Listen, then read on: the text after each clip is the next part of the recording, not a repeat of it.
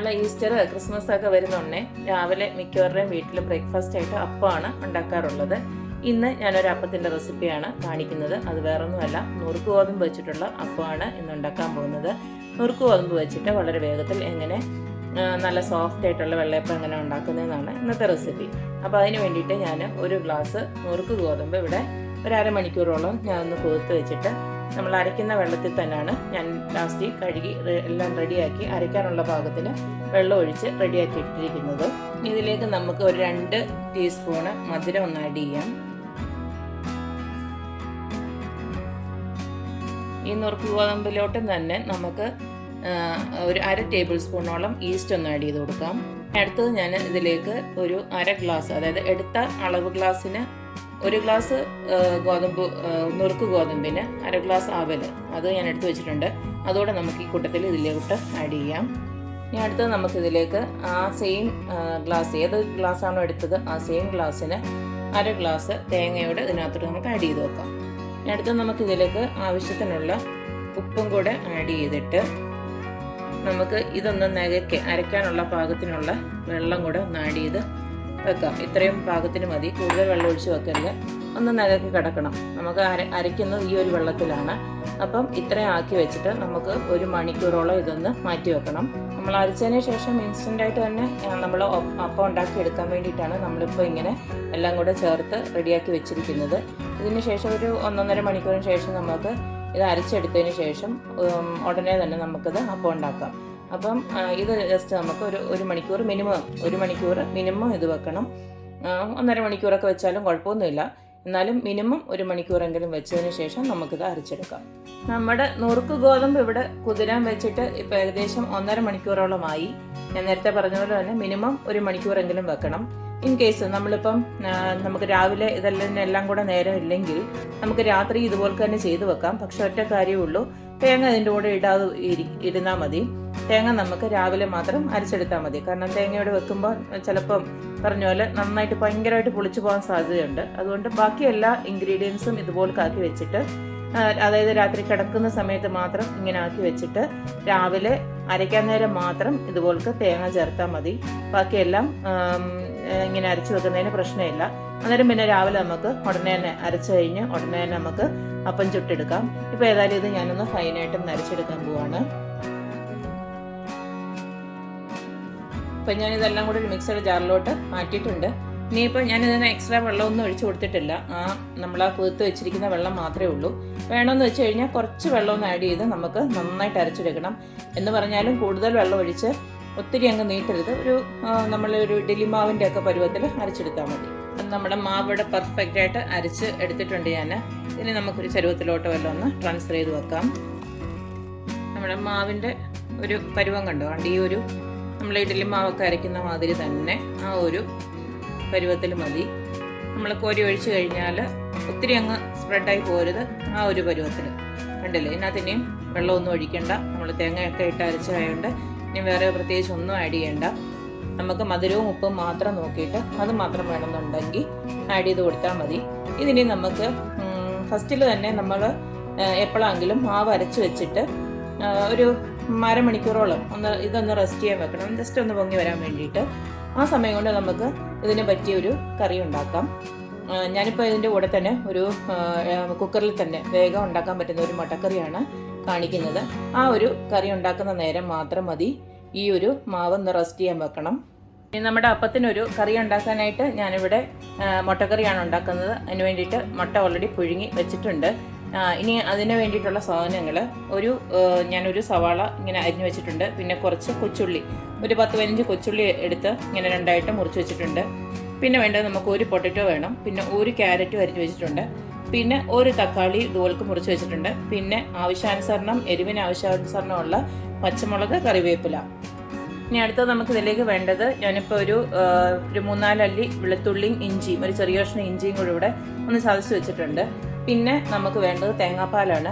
ഇവിടെ 2ാം പാലും 1ാം പാലുമായിട്ട് തന്നെ ഞാൻ എടുത്തു വെച്ചിട്ടുണ്ട്. നമ്മൾ 2ാം പാലിലാണ് ഞാനിത് വേവിച്ചെടുക്കാൻ പോകുന്നത്. ഇനി അടുത്തത് നമുക്ക് ഇതിലേക്ക് വേണ്ടത് കുറച്ച് അണ്ടിപ്പരിപ്പ് ചൂട് വെള്ളത്തിലൊന്ന് കുതിർത്ത് വെച്ചിട്ട് ഞാൻ ഇവിടെ ഒന്ന് അരച്ച് വെച്ചിട്ടുണ്ട്. ഒരു 10-12 അണ്ടിപ്പരിപ്പോളം ഞാൻ നല്ല ചൂടുവെള്ളത്തിലാണ് കുതിർത്ത് വെച്ചിട്ട് ഒന്ന് അരച്ചെടുത്തേക്കുന്നത്. ഇത് നമ്മുടെ കറിക്ക് നല്ല കൊഴുപ്പ് കിട്ടാൻ വേണ്ടിയിട്ടാണ് ഇങ്ങനെ ചെയ്യുന്നത്. ഞാൻ മല്ലിപ്പൊടി ഇതിനകത്ത് ഉപയോഗിക്കുന്നില്ല. അതിന് വേണ്ടിയിട്ട് അതിന് പകരമായിട്ടാണ് ഞാൻ അണ്ടിപ്പരിപ്പ് അരച്ച് ചേർക്കുന്നത്. നമ്മുടെ മാവ് അരച്ച് വെച്ചിട്ട് വിടുമ്പം അരമണിക്കൂറായിട്ടുണ്ട്. അപ്പോഴത്തേക്ക് നന്നായിട്ട് കണ്ടില്ലേ, നല്ല പൊങ്ങി വന്നിട്ടുണ്ട്. ഈ ഒരു പരുവത്തിന് നമുക്ക് കിട്ടണം. ഇനിയും ഈ സമയം നമുക്ക് ചുട്ടെടുക്കാം. കണ്ടില്ലേ, അപ്പോൾ ഒരു സൈഡിൽ കറി ആകുമ്പോഴത്തേക്ക് നമുക്ക് അപ്പവും ചുട്ടെടുക്കാം.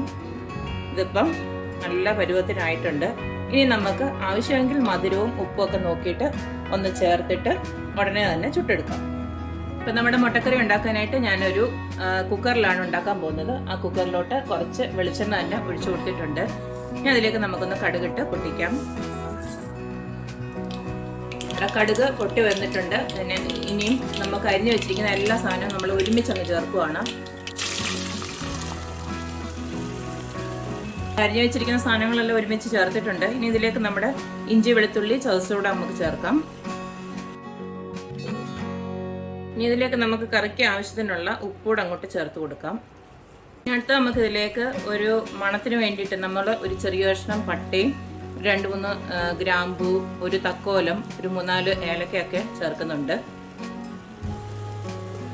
നമ്മൾ ഇട്ടതെല്ലാം ഒന്ന് ചെറുതായിട്ടൊന്ന് വഴണ്ട് വരുന്നുണ്ടെങ്കിൽ നമുക്ക് കുറച്ച് മഞ്ഞൾപ്പൊടി ഇട്ട് കൊടുക്കാം. അതുപോലെ തന്നെ കുറച്ച് കുരുമുളക് പൊടി, ഒരു 1/4 ടീസ്പൂണോളം ഗരം മസാല പൗഡർ.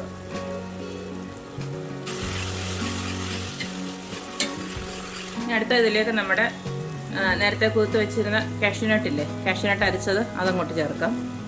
ഇതിലേക്ക് തന്നെ നമ്മുടെ 2ാം പാലൂടെ ഞാനങ്ങോട്ട് ഒഴിക്കുകയാണ്. നമുക്കിതെല്ലാം ഒന്ന് ഇളക്കി യോജിപ്പിക്കാം.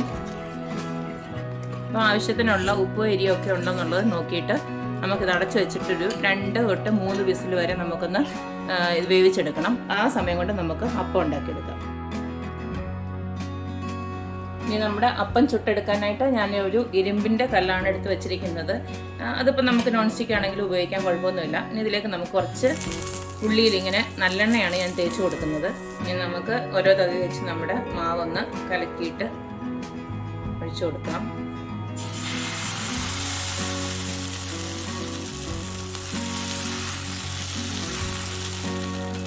ഒത്തിരി പരത്തണ്ട, ഈ ഒരു പരുവത്തിൽ പരത്തിയെടുത്താൽ മതി. ഒരു വശത്ത് ഇതുപോൾക്ക് എല്ലായിടത്തും കുമിളകൾ ഇങ്ങനെ വന്നു തുടങ്ങുമ്പോൾ നമുക്ക് ഇതൊന്ന് തിരിച്ചിടാം.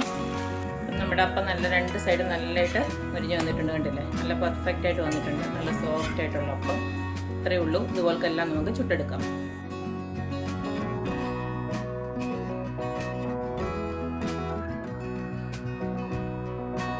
അപ്പോൾ ഒരു സൈഡിൽ ഞാൻ അപ്പം ആക്കിയ സമയം കൊണ്ട് നമ്മുടെ കറിയും ഇവിടെ റെഡിയായി കിട്ടിയിട്ടുണ്ട്. കണ്ടില്ലേ, നല്ല പെർഫെക്റ്റ് ആയിട്ട് ഞാനൊരു 3 വിസിലാണ് അടിച്ചത്. അതിന് ശേഷം ഇനിയിപ്പം നമുക്ക് നമ്മുടെ ആ മുട്ട പുഴുങ്ങി വെച്ചത് അങ്ങോട്ടിട്ട് കൊടുക്കാം. ഒന്ന് ജസ്റ്റ് ഒന്ന് വരഞ്ഞിട്ട് അങ്ങോട്ടിട്ട് കൊടുത്തേച്ചാൽ മതി. ഈ സമയം നമ്മുടെ ഉപ്പ് എരിയൊക്കെ നോക്കിയിട്ട് ഉപ്പ് വേണമെങ്കിൽ ഉപ്പും, പിന്നെ നമ്മുടെ എരിവിന് വേണമെങ്കിൽ ശകലം കുരുമുളക് പൊടിയോട് വേണമെങ്കിൽ നമുക്ക് ആഡ് ചെയ്യാം. ഇനി നമുക്ക് ഒറ്റ പരിപാടിയേ ഉള്ളൂ. നമ്മുടെ 1ാം പാലൂടെ ഒന്ന് ഒഴിക്കുക, ജസ്റ്റ് ഒന്ന് ചൂടാക്കുക, ഓഫ് ചെയ്യുക. അപ്പോൾ ഞാൻ നമ്മുടെ 1ാം പാലൂടെ അങ്ങോട്ട് ഒഴിച്ചിട്ടുണ്ട്. നമ്മുടെ ചാറിനനുസരിച്ചിട്ടുള്ള തേങ്ങാപ്പാൽ നമുക്ക് ആഡ് ചെയ്യാം. ഇപ്പം നമ്മൾ ഇത് കറക്റ്റായിട്ടായിട്ടുണ്ട്. ഇനി നമുക്കിത് ജസ്റ്റ് ഒന്ന് ചൂടായാൽ മതി, കൂടുതൽ തിളപ്പിക്കുകയൊന്നും വേണ്ട. നമ്മുടെ കറി ഇവിടെ ആയിട്ടുണ്ട്. ഇനി ഞാൻ കടുക് വറുക്കുന്നൊന്നുമില്ല, നമ്മൾ ഓൾറെഡി കടുക് വറുത്തിട്ടാണ് ചെയ്തത്. ഇനിയും ഇത് ഭയങ്കര ഈസി ആയിട്ട് നമുക്ക് ചെയ്തെടുക്കാം. അതുപോലെ തന്നെ അപ്പം ആണെങ്കിലും നമ്മൾ വളരെ ഈസി ആയിട്ടാണ് ഉണ്ടാക്കിയെടുത്തത്. നല്ല സോഫ്റ്റ് ആയിട്ടുള്ള അപ്പം നിങ്ങൾ കണ്ടപ്പോൾ തന്നെ മനസ്സിലായി കാണും. അപ്പോൾ ഇനിയും ഇതുപോലുള്ള റെസിപ്പീസ് കാണുവാനായി എൻ്റെ video please like, share and subscribe. നിങ്ങളുടെ സപ്പോർട്ട് വേണം. തുടർന്നും ഉള്ള വീഡിയോയ്ക്കൊക്കെ നിങ്ങളുടെ സപ്പോർട്ടും സഹകരണവും ഒക്കെ പ്രതീക്ഷിക്കുന്നു. അപ്പോൾ ഇനിയും നല്ലൊരു അടിപൊളി വീഡിയോ ആയിട്ട് കാണുന്നത് വരേക്കും ബൈ. അപ്പോൾ എല്ലാവർക്കും ഹാപ്പി ഈസ്റ്റർ.